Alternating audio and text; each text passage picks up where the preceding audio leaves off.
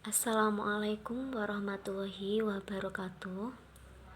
Perkenalkan, nama saya Faikotu Daroja. Saya salah satu mahasiswa dari Universitas Wahid Hasim Semarang, Fakultas Ekonomi, Program Studi Akuntansi, dari kelas A1 semester 2. Pada kesempatan kali ini, saya akan menjelaskan mengenai bukti-bukti transaksi praktikum akuntansi dari kasus UD Elektronika. Langsung saja saya mulai, disimak ya. Oke, sekarang saya akan menjelaskan bukti 29. Bukti 29 ini ada kop surat bertuliskan CV Borobudur dan yang terhormat UD Elektronika. Berarti CV Borobudur ini memberikan nota kepada UD Elektronika. Kita sebagai akuntan UD Elektronika, berarti kita sebagai akuntan itu membeli sesuatu di CV Borobudur dan CV Borobudur memberikan nota kepada kita. Di sini ada faktur dan juga termin. Kalau ada faktur dan termin, ini termasuk ciri kredit. Tanggal diterima nota ini kan tanggal 18 November 1995. Di sini termin 2/10 N/30. Maka sebelum 10 hari dari tanggal 18 ini ke 10 hari kan 28. 18 ke 10 hari kan 28. Berarti sebelum tanggal 28 November ini kita kok sudah melunasi pembelian ini, maka kita akan mendapatkan diskon atau potongan pembelian sebesar 2%. Setelah tanggal 28 November kita belum bisa bayar, belum bisa melunasi, masih dikasih jangka waktu selama 30 hari sesuai dengan termin 2/10 N/30. Bukti 29 ini termasuk ke dalam pembelian secara kredit. Jadi bukti 29 akan masuk di jurnal pembelian. Maka langkah yang pertama kita harus membuka jurnal pembelian. Setelah kita buka jurnal pembelian, langsung saja kita tulis di tanggal 18 November 1995, nomor faktur 390 dengan keterangan yang dikredit CV Borobudur dengan jumlah Rp900.000. Yang kedua, kita buka buku pembantu utang. Kenapa kita harus buka buku pembantu utang? Karena kita membeli secara kredit, berarti kita kan utang ke CV Borobudur. Lalu kita harus membuka buku pembantu utang yang bertuliskan nama CV Borobudur, kita tulis di situ sebesar Rp900.000. Setelah kita mengetahui dari keterangan dan ciri-ciri tadi, kita bisa membuat ayar jurnalnya seperti ini. Kita akan membeli barang atau sesuatu, berarti pembelian kita bertambah. Kalau pembelian bertambah itu di sisi debit sebesar Rp900.000. Utang kita, kenapa kok aslinya kita kalau membeli berarti kan kas kita berkurang, kita mengeluarkan uang, berarti kas kita berkurang. Karena di sini kita belinya secara kredit, maka ditulis utang. Utangnya di sisi kredit sebesar Rp900.000.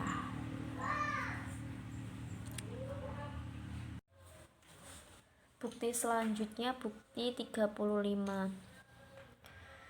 Bukti 35 ini kop surat dari UD Elektronika kepada yang terhormat CV Pelangi.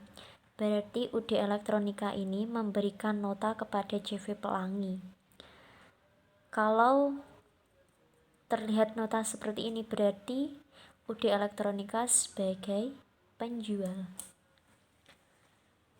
Jadi UD Elektronika itu bergerak di dua bidang, di penjualan barang dan jasa.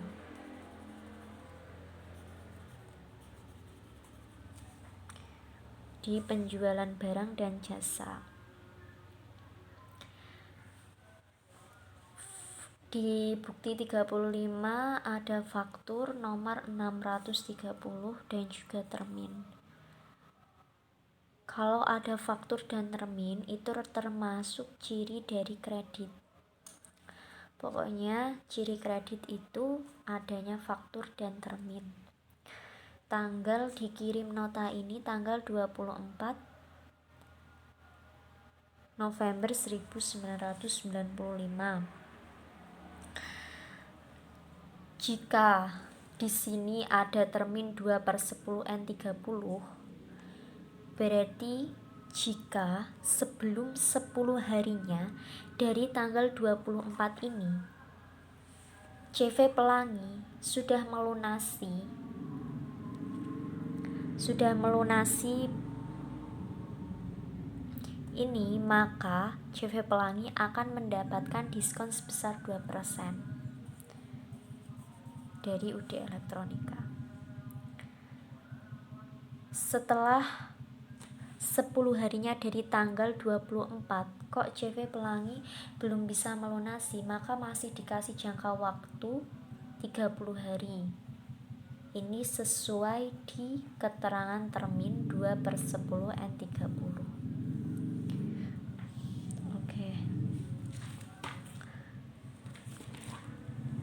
Langkah yang pertama yang harus kita lakukan yaitu kita buka jurnal penjualan, karena ini termasuk dari transaksi penjualan secara kredit.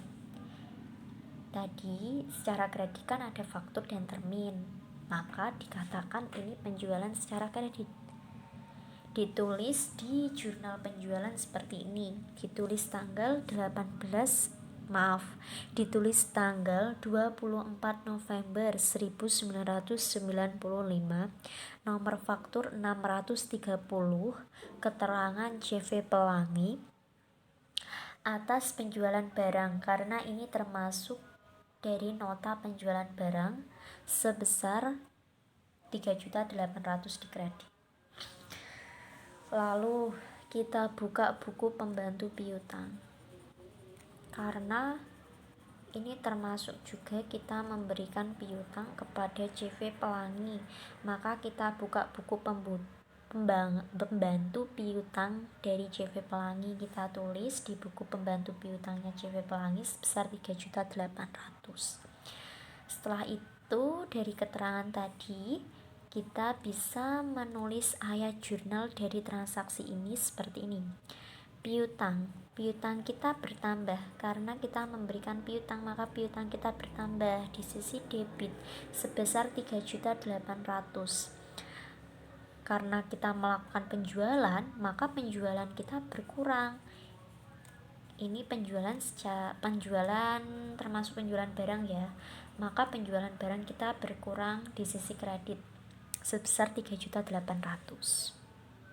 Oke, kita ke bukti selanjutnya, bukti 57, yaitu perintah penarikan cek. Perintah penarikan cek yaitu artinya kita akan mengeluarkan cek sehingga kas kita akan berkurang. Di tanggal 7 Desember 1995, perintah pengeluaran cek dari Bambang ditujukan kepada CV Angkutan Aman dengan jumlah Rp166.000 untuk pembayaran biaya pengangkutan pembelian. Karena di sini kita disuruh untuk mengeluarkan cek, maka langkah yang pertama kita harus buka dulu buku cek. Kita buka buku cek, kita tulis di halaman selanjutnya. Halaman selanjutnya yaitu di nomor 0321. Kita tulis di buku cek nomor 0321. Sebelumnya kita lihat dulu sisa saldo yang lalu dari buku cek ini. Buku cek dari sisa saldo yang lalu itu sebesar 84 juta sisa saldo lalu. sebesar Rp84.974.000. Oke. Setelah itu dikurangin 166.000 untuk biaya pengangkutan pembelian. Setelah sisa saldo yang lalu kita kurangin 166.000, maka sisa saldo terakhir kita, saldo akhir kita, yaitu sebesar Rp84.808.000. Oke. Setelah kita buka buku cek, lalu kita tulis di buku cek nomor 0321, langkah selanjutnya kita buka jurnal pengeluaran kas. Kenapa kita harus membuka jurnal pengeluaran kas? Karena ini termasuk dari pengeluaran cash, karena kita melakukan penarikan cek. Kita tulis di jurnal pengeluaran kas seperti ini. Di tanggal 7 Desember 1995, keterangan CV angkutan aman nomor cek 0321 dengan nama rekening yang dikredit dengan nama rekening yang didebit itu beban pengangkutan pembelian sebesar Rp166.000 dan kas dikredit sebesar Rp166.000, seperti itu. Maka dari keterangan yang tadi telah saya sampaikan, kita sudah bisa buat ayat jurnal dari bukti 57 ini. Ayat jurnalnya yaitu beban pengangkutan pembelian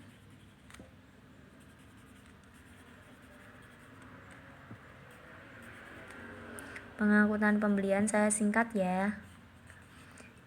Beban pengangkutan pembelian di debit, maka kas kita akan berkurang di kredit. Beban pengangkutan pembelian sebesar Rp166.000 di debit, kas kita di kredit sebesar Rp166.000.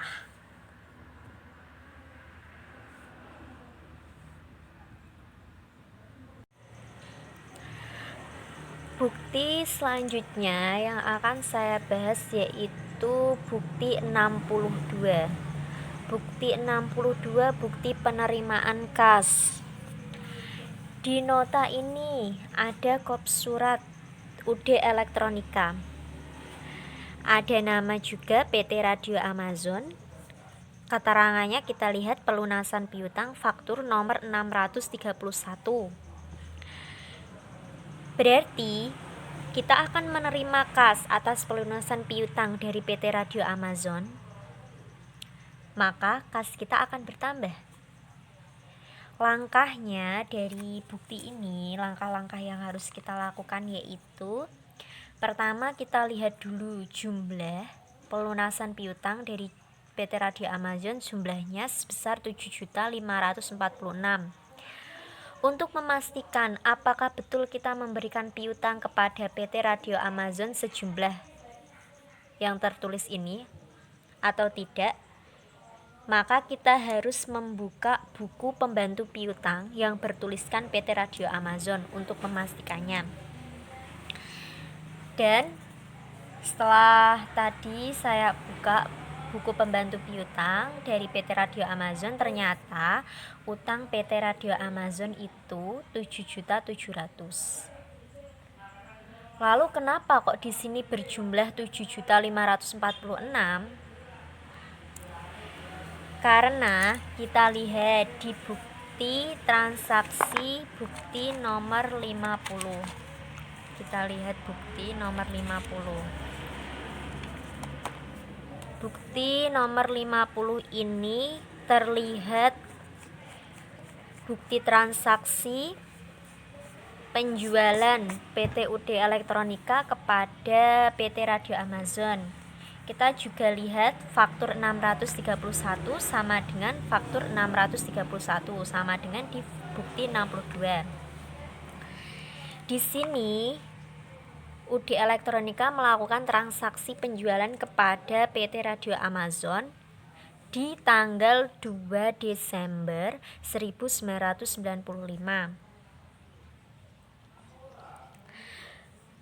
Di sini ada faktur dan juga termin. Adanya faktur dan termin ini termasuk ke dalam ciri kredit, berarti ini penjualan secara kredit. Tanggal dikirim ini, nota ini kan tanggal 2 Desember 1995. Di sini ada termin 2/10 N/30. Berarti dari tanggal 2 ini, dihitung dari tanggal 2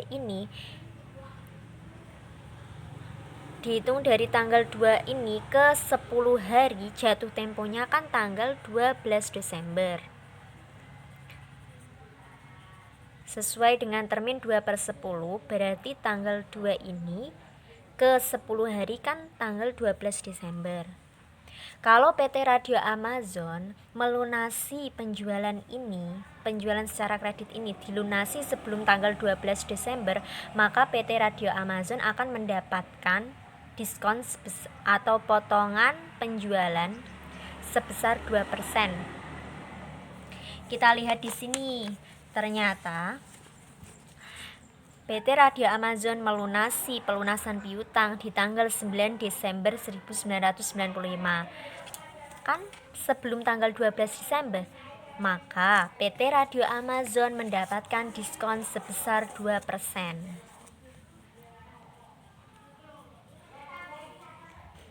Tadi kan utangnya kita memberikan piutang ke PT Radio Amazon 7.700.000 sesuai dengan bukti nomor 50 dan sesuai dengan faktur nomor 631. 2% dari 7.700.000 itu 154. Jadi 7.700.000 ini dikurangi 154 dan hasilnya 7.546.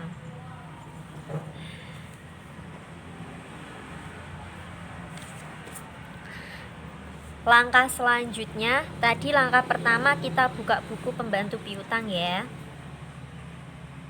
Buku pembantu piutang. Langkah yang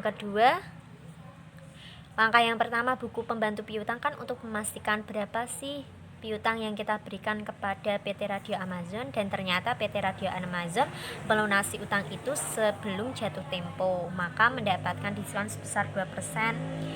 Lalu kita buka, kan ini bukti penerimaan kas, berarti kita buka jurnal penerimaan kas.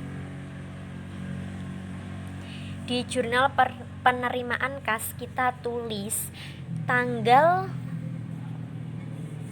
9 Desember 1995 dengan keterangan kas didebit sebesar Rp7.546.000, potongan penjualan 154 didebit, dan piutang dagang sebesar 7.700.000 dikredit. Setelah itu kita bisa buat ayat jurnal dari bukti transaksi ini. Bukti penerimaan kas kita bertambah. Kas kita bertambah di sisi debit sebesar 7.546.000 ya. Potongan penjualan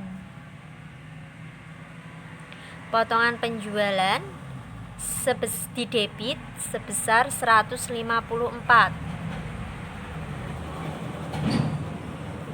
Lalu kita tulis piutang dagang di kredit sebesar 7.700.000. Jadi sisi debit dan sisi kredit itu harus balance. Kalau tidak balance berarti kita melakukannya secara salah. Kalau sudah balance berarti benar.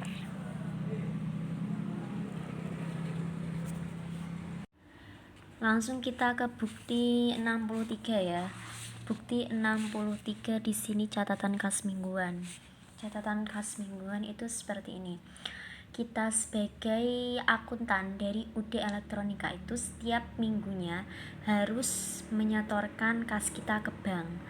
Nah, UD Elektronika kan bergerak di dua bidang, yaitu di bidang penjualan barang dan bidang penjualan jasa.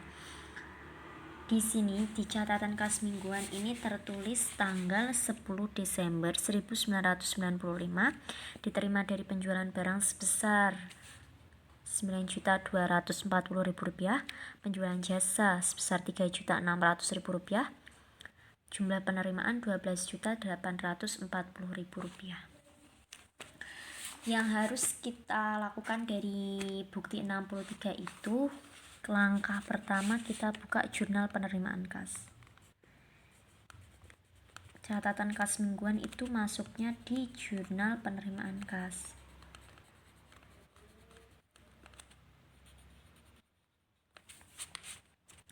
Di jurnal penerimaan kas kita tulis di tanggal 10 Desember 1995 atas keterangan penjualan tunai.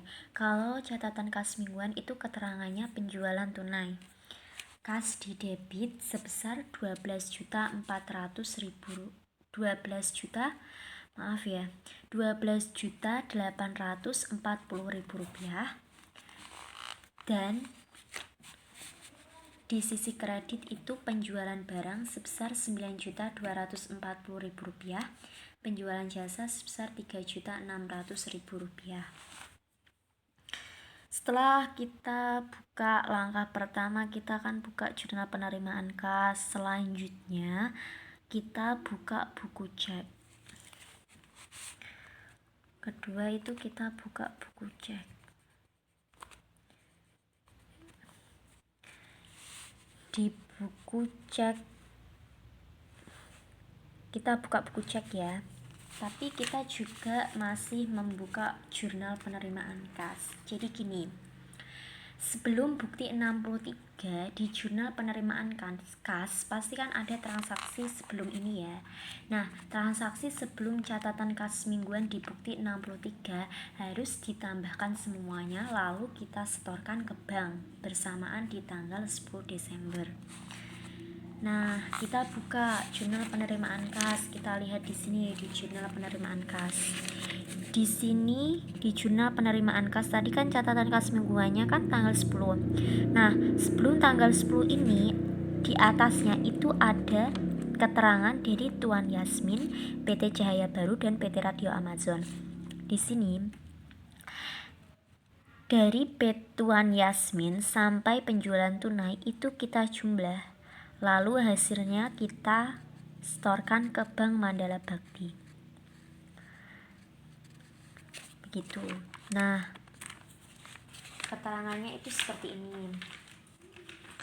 Ditambahkan penyetoran dari Tuan Yasmin sebesar, maaf ya kata-katanya seperti ini. Ditambahkan persetoran Tuan Yasmin sebesar Rp10.200.000, PT Cahaya Baru sebesar Rp300.000, PT Radio Amazon sebesar Rp7.546.000. Kita tambahkan semuanya bersamaan penjualan tunai tadi. Jadi setelah kita jumlah semuanya, itu hasil dari penjumlahan tadi itu 84. Kita tulis penyetoran.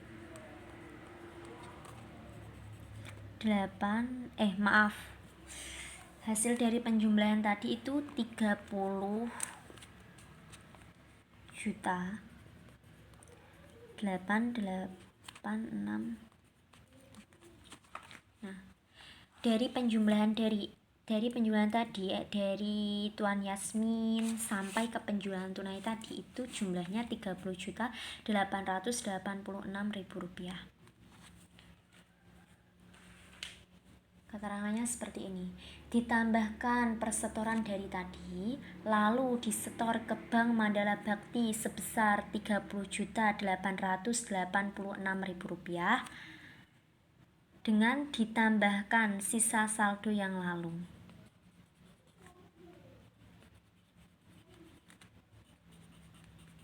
sebesar 84.808.008 rupiah. Jadi sisa saldo lalu itu kita jumlah dengan penyetoran kita. Hasilnya itu 115.694.000 rupiah. Begitu. Habis itu kita bisa tulis di buku cek.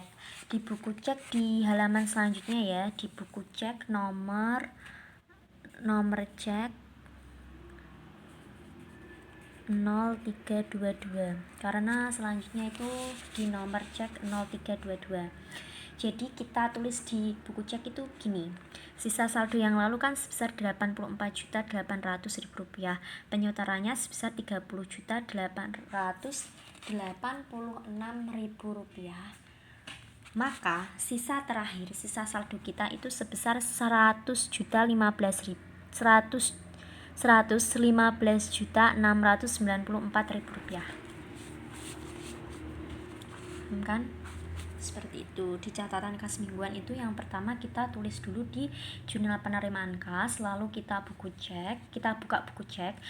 cek, kita setorkan ke bank, itu kita jumlah dulu dari transaksi sebelum ini, catatan kas mingguan ini, lalu kita jumlah, lalu kita setorkan ke Bank Mandala Bakti sebesar tadi penjualan tadi. Seperti itu.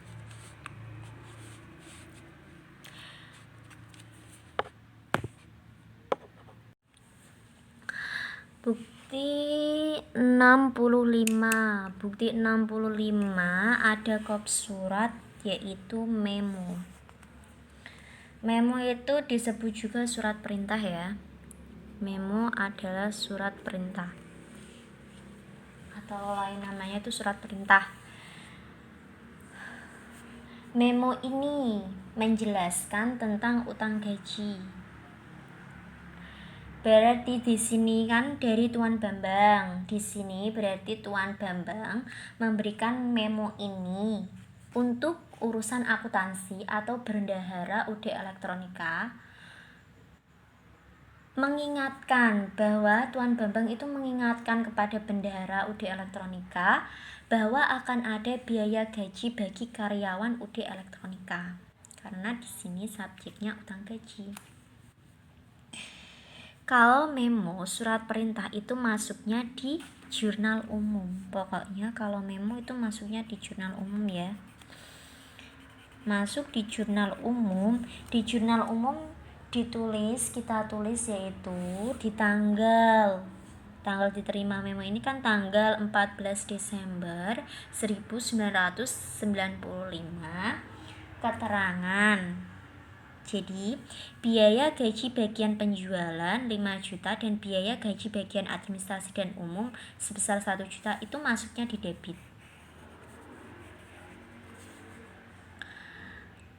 PPh karyawan dan utang gaji masuknya di kredit. Oke. Ditulis di jurnal umum. Tadi kan tanggal sekian, tanggal 14 Desember. Keterangan biaya gaji bagian penjualan, biaya gaji bagian administrasi dan umum di debit sebesar biaya gaji bagian penjualan sebesar 5 juta, biaya gaji bagian administrasi dan umum sebesar 1 juta di debit ya. Terus di bawahnya ini di keterangan ditulis PPh karyawan sebesar 900.000 rupiah di kredit dan utang gaji sebesar 5.100.000 rupiah di kredit. Jadi sisi debit dan juga kredit itu harus balance ya. Seperti itu. Kalau sudah balance berarti sudah benar. Demikian yang dapat saya sampaikan. Kurang lebihnya saya mohon maaf apabila ada salah kata atau penjelasan saya kurang jelas. Saya mohon maaf yang sebesar-besarnya. Terima kasih. Wassalamualaikum warahmatullahi wabarakatuh.